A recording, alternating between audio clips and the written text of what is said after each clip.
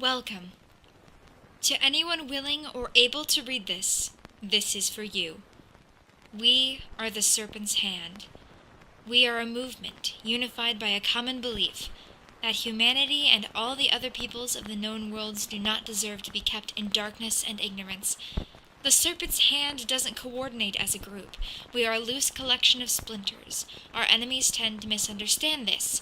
For instance, the Foundation's obsession with LS, a person most of us have never met, or the Serpent's Nest with their shifting identities.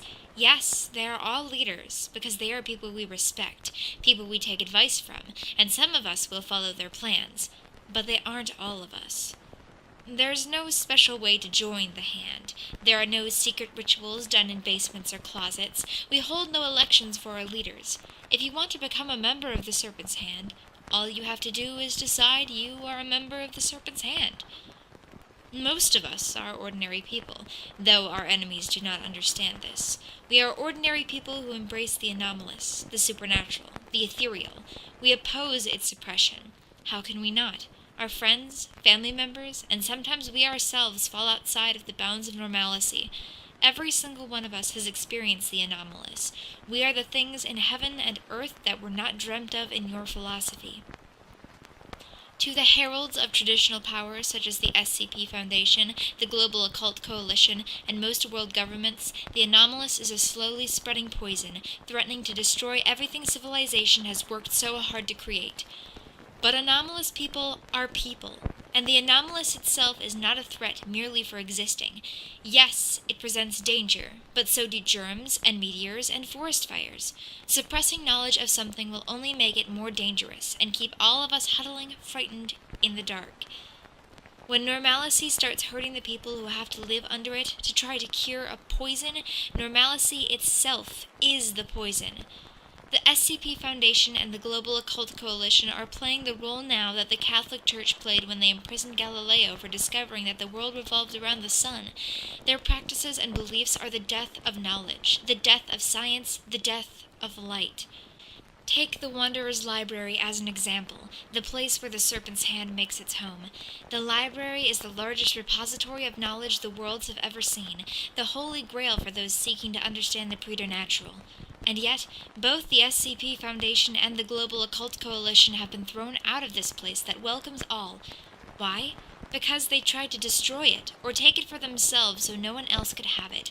Because of this, they are condemned to blunder in the dark. Everyone reasonable agrees that people should defend themselves against supernatural threats.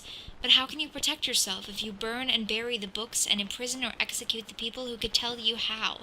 Would you try to protect yourselves against nuclear weapons by telling everyone to pretend they don't exist? The Serpent's Hand were borrowed from the library too, once.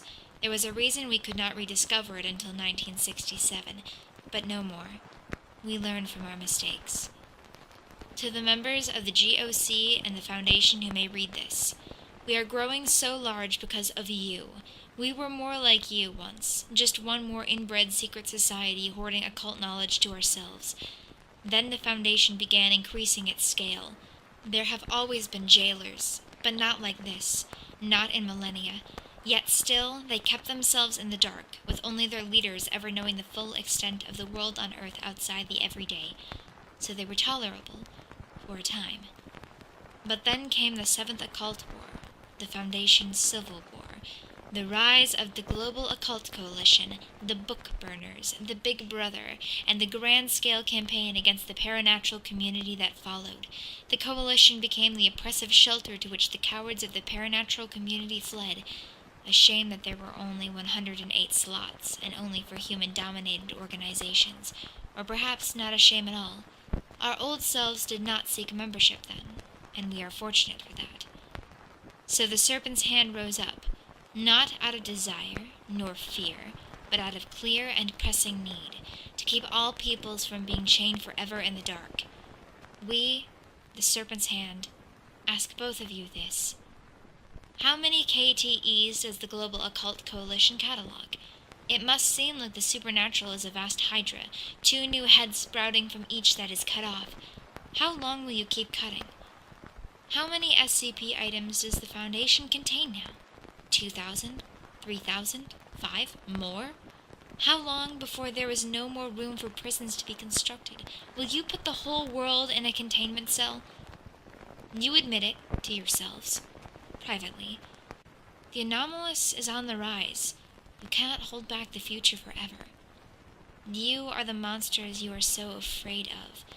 Let go of your fear and join us in the light.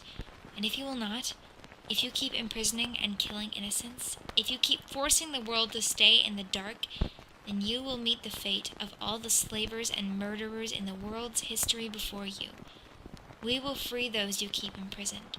We will rescue those you try to kill. The garden is the serpent's place. We are the serpent's hand. M.